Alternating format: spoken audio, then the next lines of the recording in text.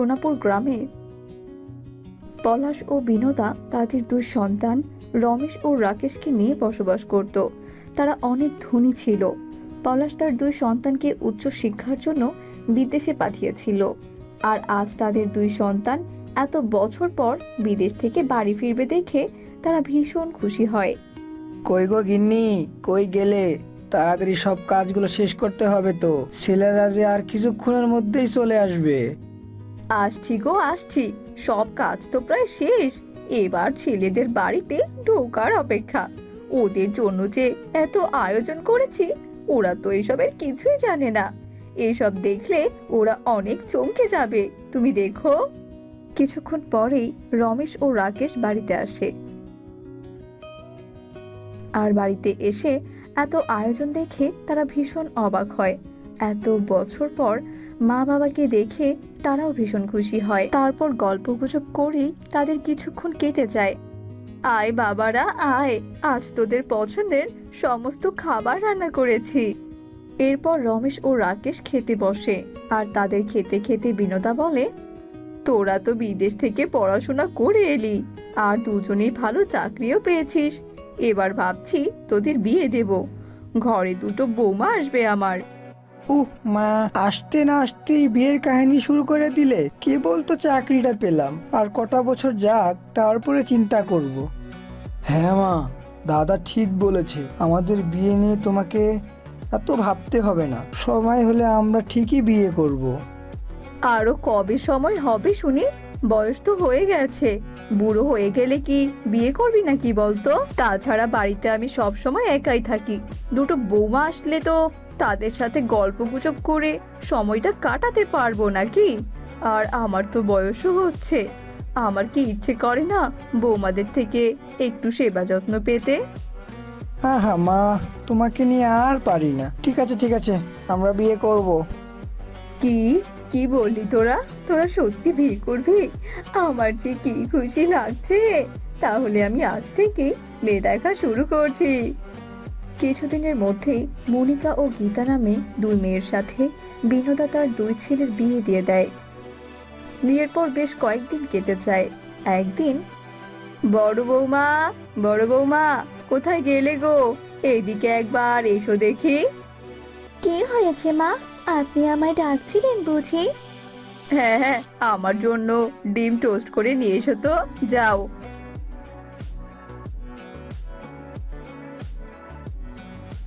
এরপর মনিকা বিনোদার জন্য ডিম টোস্ট করে নিয়ে আসে। আর কিছুক্ষণ পর, এ কি বৌমা, তুমি এসব কি নিয়ে এসেছো বলো তো? কেন মা? আপনিই তো আমাকে বললেন ডিম টোস্ট করে নিয়ে আসতে। আমি তো তাই এনেছি। আরে আরে বোকা বৌমা, তোমাকে তো আমি ডিম টোস্ট বানিয়ে আনতে বলেছি। ডিম দিয়ে অমলেট বানিয়ে সাথে টোস্ট না নিয়ে এসে তুমি কি না কাঁচা ডিম আর টোস্ট নিয়ে এসেছো? আমার কি দোষ মা? আপনি তো আমাকে ডিম আর টোস্ট আনতে বললেন। হায় ঈশ্বর, এ আমি কোন বলদ মেয়েকে আমার ঘরের বউ করে নিয়ে আসলাম। আচ্ছা আচ্ছা ঠিক আছে, তুমি এখন যাও। আর ছোট বৌমা কোথায়? ওকে তো কোথাও দেখছি না। মা, আপনি তো গীতাকে বাগান পরিষ্কার করতে বলেছেন, তাই ও বাইরে বাগান পরিষ্কার করছে। তা বলি, বাগান পরিষ্কার করতে বুঝি এত সময় লাগে? সেই সকালে বলেছি, দেখি তো বাইরে গিয়ে।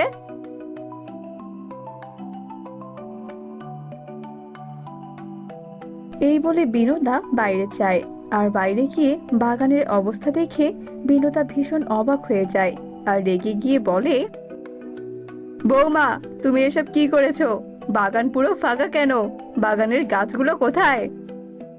বাহ রে মা, আপনি তো বলেছেন বাগান পরিষ্কার করতে। বাগানে যদি গাছ থেকে যায় তাহলে কি সেটা পরিষ্কার হলো নাকি বলুন তো? দেখুন মা দেখুন, আমি কি সুন্দর বাগানটি পরিষ্কার করেছি। একটা ছোট গাছও নেই। গীতার এমন কথা শুনে বিনোদা আরো বেশি রেগে যায়। আর বলে, হায় হায় রে, আমি এদের কি করে বৌমা করে নিয়ে এলাম? আমার বুঝি কাণ্ড জ্ঞান সব লোপ পেয়েছে। দুই বৌমাই যে এত বোকা হবে জানলে আমি আমার ছেলেদের কখনোই বিয়েই দিতাম না। এসব কথা বলে বিনোদা কপাল চাপকাতে থাকে। আসলে তার দুই বৌমাই ছিল ভীষণ বোকা। এভাবে বেশ কিছুদিন কেটে যায়।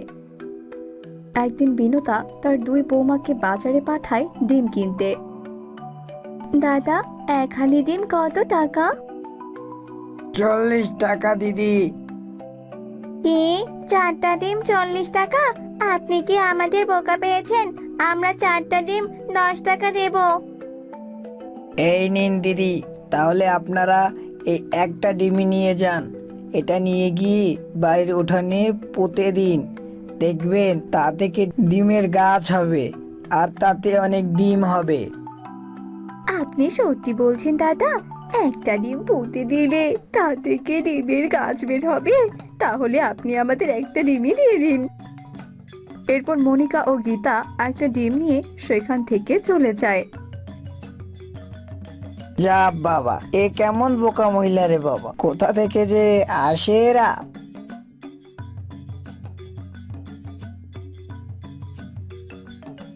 মনিকা ও গীতা বাড়িতে এসে সেই ডিমটা বাড়ির উঠানে পুঁতে দেয়। দিদি, ডিম চাষ করলে তো আমাদের আর ডিম কিনে খেতে হবে না, তাই না? ডিম গাছ থেকে আমরা অনেক ডিম পাবো। তারা এসব কথা বলছিল, ঠিক তখনই সেখানে বিনোদা চলে আসে।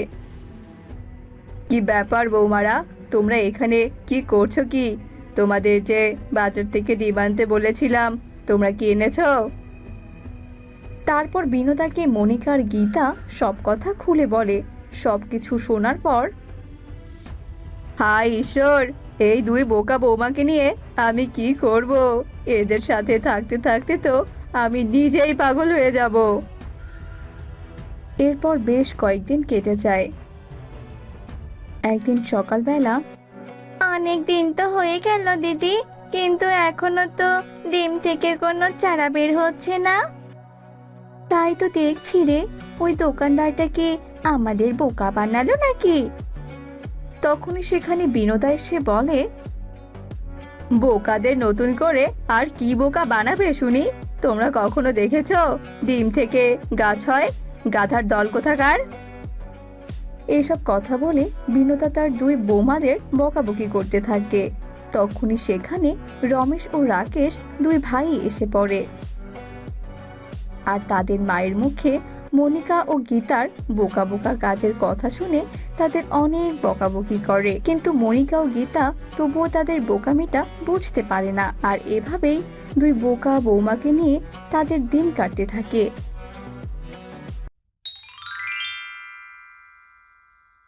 আহা, আমার এত সুন্দর ফল বাগানের ভিতরে এই পাতাবিহীন গাছ দুটা কি করে এলো?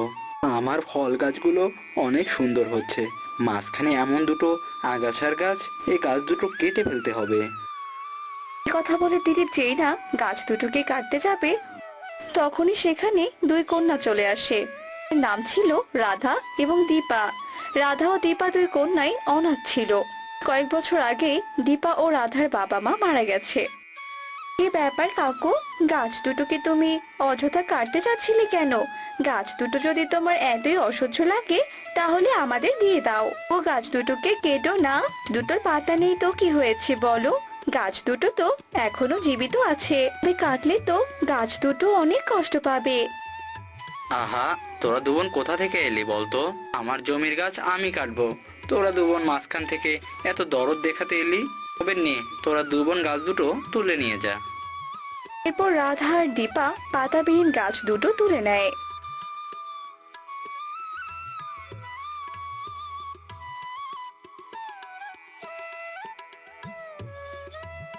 বাড়িতে নিয়ে গিয়ে তারা তাদের সবজি বাগানে লাগিয়ে দেয়। রাধা আর দীপার বাবার ছোট্ট একটা জমি ছিল, এখানে তারা দু বোন অনেক সবজি চাষ করত।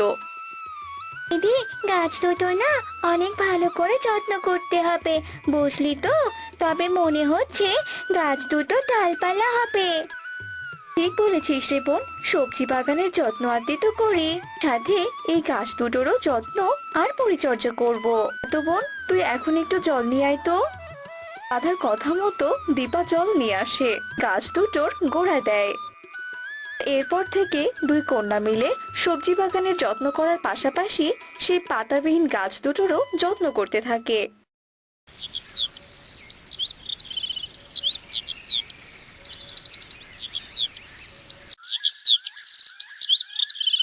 আর অল্প কিছুদিনের মধ্যেই সেই গাছ দুটোতে নতুন ডালপালা এবং পাতা হয়। দেখেছিস তো দিদি, আমাদের পরিশ্রম সফল হয়েছে। আমাদের দু বোনের পরিশ্রম ও যত্নের ফলে গাছ দুটোতে নতুন পাতা গজিয়েছে। তাকে যে এখন জীবিত লাগছে, তাই না বল? আরে বোন, তুই একদম ঠিক কথাই বলেছিস। আর গাছ দুটোর পাতা দেখে তো মনে হচ্ছে এই দুটো ডালিম গাছ। কথার কথা শেষ হতে না হতেই সেখানে তাদের প্রতিবেশী রাগিনী চলে আসে। কিরে, তোরা তো দেখছি ফলের বাগান করার চিন্তা ভাবনা করছিস। এ কি ডালিম গাছ লাগিয়েছিস দেখছি। বলছি, আজকাল কি আর পেটের ভাত জুটছে না নাকি? হ্যাঁ, না না কাকিমা, আসলে তা নয়। সত্যি কথা বলতে এই গাছ দুটো দিলীপ কাকু জমিতে মরার মতো পড়েছিল। সেখান থেকে গাছ দুটো তুলে এনে এখানে লাগিয়ে পরিচর্যা করছি। ও এই কথা, তোদের হাতে জাদু আছে বলতে হবে। যেমন ভালো সবজি ফলাস, তেমন গাছের যত্নও করিস। যাই হোক, আমি আসলে কিছু সবজি কিনতে এসেছিলাম। আমাকে কিছু টাটকা সবজি দে তোরে। এরপর রাধা আর দীপা মিলে সবজি তুলতে থাকে। বাগান থেকে টাটকা সবজি তুলে নিয়ে টাকা দিয়ে রাগিনী সেখান থেকে চলে যায়।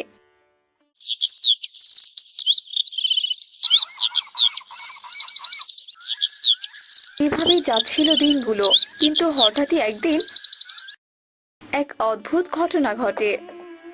দিদি, এই দিদি, দেখেছিস কি কাণ্ড ঘটেছে? তাড়াতাড়ি আয় দিদি, আর বেশি দেরি করিস না। দিদি, এই দিদি। এবার চিৎকার শুনে রাধা দ্রুত বাহিরে আসে আর দেখে ডালিম গাছ দুটোতে সোনা আর রূপোর ডালিম ধরেছে। কি কাণ্ড! সোনার ডালিম আর রূপার ডালিম! আচ্ছা, এমন সাধারণ গাছে সোনার ডালিম আর রূপার ডালিম ধরলো কি করে? অদ্ভুত কাণ্ড রে বাবা! আমি তো নিজের চোখে বিশ্বাসই করতে পারছি না। অবাক হওয়ার কিছু নেই গো, তোমরা যা দেখছো তা সত্যি। আমরা অবহেলায় অযত্নে পড়েছিলাম, আর তোমরা আমাদের সেখান থেকে নিয়ে এসে যত্ন করে এত বড় করে তুলেছো। রাজমাতা তোমাদের উপর খুশি হয়ে আমাদেরকে জাদুর গাছে পরিণত করে দিয়েছে। এই জন্যই তো আমাদের ডালে সোনার ডালিম আর রূপার ডালিম ধরেছে। সোনার ডালিম আর রূপার ডালিম এবার নিশ্চয়ই তোমাদের ভাগ্য বদলে দেবে। পর দুই কন্যা গাছ থেকে সোনার ডালিম আর রূপার ডালিম তুলে নেয়।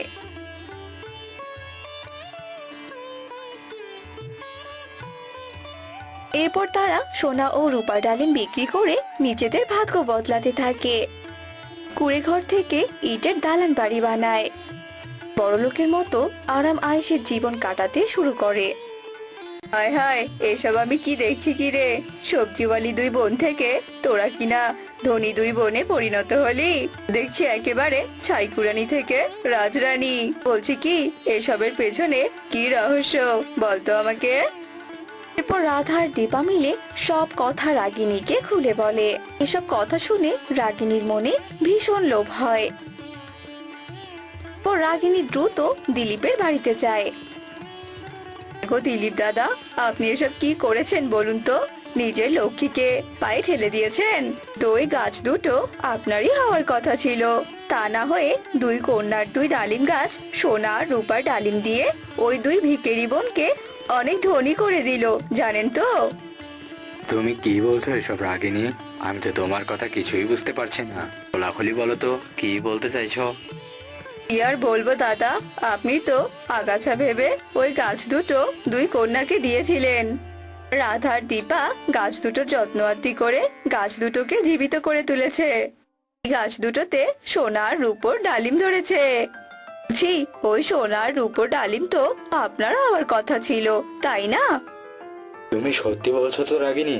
দুই কন্যা দু ডালিম গাছে সোনার ও রূপার ডালিম ধরেছে?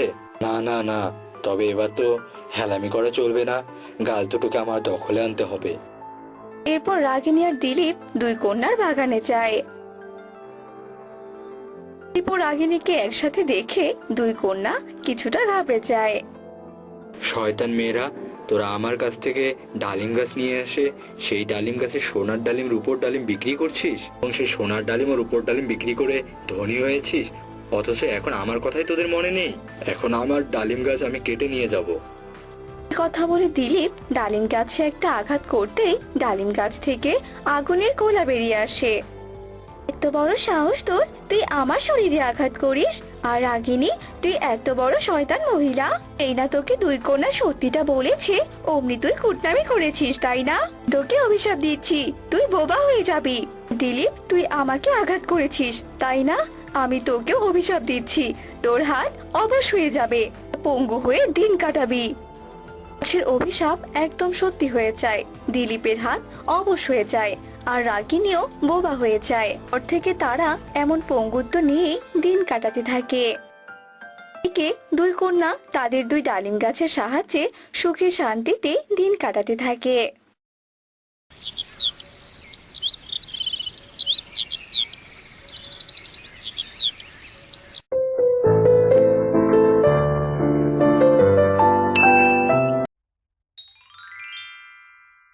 কুমোরতলি জঙ্গলের ভেতরে পাশাপাশি দুই নাগিন পরিবার বসবাস করত। আরে আরে, এই ময়লাগুলো কে আমার বাড়ির পাশে রেখে গেল? এটা নিশ্চয়ই সোহিনীর কাজ। এত বড় সাহস! তবে আমিও ওকে ছেড়ে দেব না। এ কি মুখপুরি, আমি কেবলই উঠান ঝাড়ু দিলাম আর তুই ময়লাগুলো এনে আমার উঠানেই ফেললি। তো কি করব? তুই ময়লাগুলো আমার বাড়ির পাশে কেন ফেলেছিলি? হ্যাঁ, এই সব ময়লা আমি তোর বাড়ির উঠোনে রাখলাম যাতে তুই কোনোদিনও এমন করার সাহস না পাস। কি ভুলভাল কথা বলছিস? আমি তোর বাড়ির পাশে ময়লা ফেলে রাখতে যাব কেন? সকাল সকাল পায়ে পা দিয়ে ঝগড়া না করলে কি তোর শান্তি হয় না? আমি কি তোর পায়ে পা দিয়ে ঝগড়া করি? তুই তো ঝগড়া করার জন্য ময়লাগুলো আমার বাড়ির পাশে রেখেছিলি, আমিও তোর উঠোনে ময়লাগুলো ফেলে গেলাম। কোনো অভিযোগ নেই, এবার আমি চলি। এই দাঁড়া বলছি, ময়লা না নিয়ে তুই যাচ্ছিস কোথায়? দাঁড়া দাঁড়া বলছি, কত বড় সাহস ওর! আমার উঠোনে কিনা ময়লা ফেলে গেল, তবে আমি ওকে এবার মজা দেখাবো। পদ্ম, পদ্ম, কি হয়েছে রে মা তোর? তুই এভাবে কাঁদছিস কেন? তোর নাক থেকে রক্তই বা পড়ছে কেন? বল বল আমাকে পদ্ম, কি রে, কেঁদেই যাবি নাকি আমাকে সবটা বলবি? কি আর বলবো মা, ওই মনির সাথে খেলতে গিয়েছিলাম, ও আমাকে নাকে ঘুষি মেরেছে। কি মা বলছিস তুই? মনি মানে ওই শয়তান মোহিনীর মেয়ে তোর নাকে ঘুষি মেরেছে? বুঝেছি, মনি নিশ্চয় ওর মায়ের মতো ঝগড়ুটে হয়েছে। তুই চল মা, আমার সাথে চল, আজ ওই মা মেয়েকে আমি একটা শিক্ষা দিয়েই ছাড়বো। এরপর সোহিনী নাগিন তার মেয়ে পদ্মকে নিয়ে মোহিনী নাগিনের বাড়ি যায়। আমার মেয়ের লেজ ফাটিয়ে এবার মা মেয়ে আমাদের বাড়িতে এসেছিস মজা নিতে? কি আবল তাবল বলছিস? তোর কি মাথা খারাপ হয়ে গেছে নাকি? হ্যাঁ, এ তোর মেয়ের লেজ ফাটিয়েছে, উল্টে তো তোর মেয়ে আমার মেয়ের নাক ফাটিয়েছে। তাকিয়ে দেখ, আমার মেয়ের নাক থেকে এখনো রক্ত বের হচ্ছে। মা ভুল কিছু বলছে না মাসি, মায়ের কথা একদম ঠিকই আছে। তোমার মেয়ে ঝিল ছুঁড়ে আমার লেজ ফাটিয়ে দিয়েছে, তাই আমি তোমার মেয়ের নাকে ঘুষি দিয়েছি। চুপ কর, তুই একদম মিথ্যে বলবি না। আমি তোর লেজে ঢিল ছুঁড়িনি, আমি তো পেয়ারা গাছে পেয়ারা পাড়ার জন্য ঢিল ছুঁড়েছিলাম। এখন তুই আবার আমার দোষ দিচ্ছিস? সোহিনী, এবার শুনলি তো তুই, দোষটা কার? এবার তুই বল, দোষটা কার? তোর মেয়ের একার নাক ফাটেনি, আমারও মেয়ের লেজ ফেটেছে। তাই বলছি, অযথা কোমর ভেদে ঝগড়া করতে আসিস না, তবে কিন্তু আমিও ছেড়ে কথা বলবো না। তুই কি আমাকে হুমকি দিলি? তবে শোন, আজ তোকে আমি একটা কথা বলে দিচ্ছি, আমি কান খুলে শুনে রাখ। আমার মেয়ের যদি কোনো আঁচড় লাগে, তাহলে তোদের মা মেয়েকে কিন্তু আমি ছেড়ে কথা বলবো না। চল মা চল, তোর নাকে ওষুধ দিতে হবে। এই কি কাণ্ড! এইসব হাড় গোড় রক্ত এখানে এলো কি করে? এভাবে মানুষকে এখানে ফেলে রেখে গেছে। মা, আমার তো মনে হচ্ছে এগুলো মানুষের হাড় গোড়। আচ্ছা মা, এগুলো আবার মোহিনী মাসির কাজ নয় তো? উনি যেরকম নাগিন, ওনার কাছে তো এরকম কাজ করা কোনো অসম্ভব নয়। এটা তুই মন্দ বলিসনি।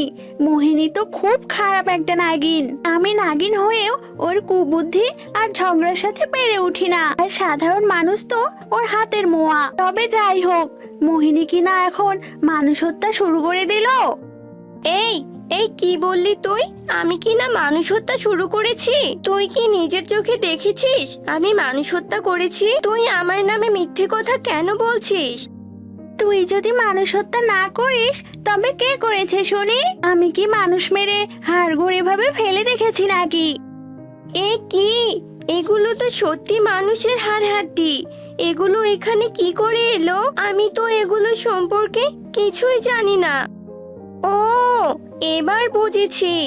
তুই নিজে মানুষ হত্যা করে আমার দোষ দিচ্ছিস। চুপ কর, একদম আমার নামে নিজের দোষ চাপাবি না। এমন ভাবে কথা বলছিস যেন তুই এই রক্ত হাড়গোড়ের ব্যাপারে কিছুই জানিস না। ধুপ নাগিন একটা। কি? তোর এত বড় সাহস? তুই আমাকে মিথ্যুক বলিস? তবে রে। এ কথা বলে মোহিনী সোহিনীকে আঘাত করে। এরপর সোহিনীও মোহিনীকে আঘাত করে চলে। আর এভাবে দুই নাগিন মিলে ঝগড়া করতেই থাকে। আর তখনই সেখানে একটা রাক্ষস চলে আসে। এই দিনটার তো এতদিন অপেক্ষায় ছিলাম।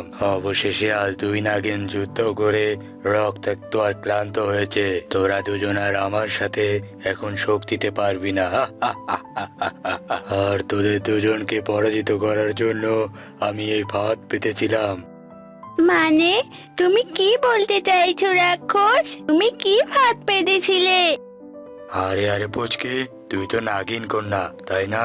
তবে এবার তো তোদের সবাইকে আমি খাবো। তার আগে সবটা বলছি তোদের। আসলে নাগিন মোহিনী আর নাগিন সোহিনী হলো আদি নাগিনের কন্যা। আর আদি নাগিন তাদের দুই কন্যাকে পৃথিবীতে রেখে গিয়েছিল যাতে দুই নাগিন বড় হয়ে আমায় বধ করে, যাতে আমি মানুষ খেতে না পারি। আর এসব পরিকল্পনা জানার পর আমি নাগিনের উপর নজর রাখতে শুরু করি আর তোদের সাথে দ্বন্দ্ব সৃষ্টি করার ফাঁদ পাততে থাকি। তার মানে মা আর মাসির মধ্যে এতদিন তুমি ঝগড়া বাঁধিয়েছো? বাহ, তুই তো ভালো বুদ্ধিমতী নাগিন কন্যা বলে কথা। হ্যাঁ, আমিই বাঁধিয়েছিলাম। আসলে সেদিন আমি মোহিনীর বাড়ির পাশে ময়লাগুলো ফেলেছিলাম। কি? আমি ভেবেছিলাম ময়লাগুলো সোহিনী ফেলেছে। আর আমি কি না সোহিনীকে ময়লা নিয়ে কত কথা শুনিয়েছি।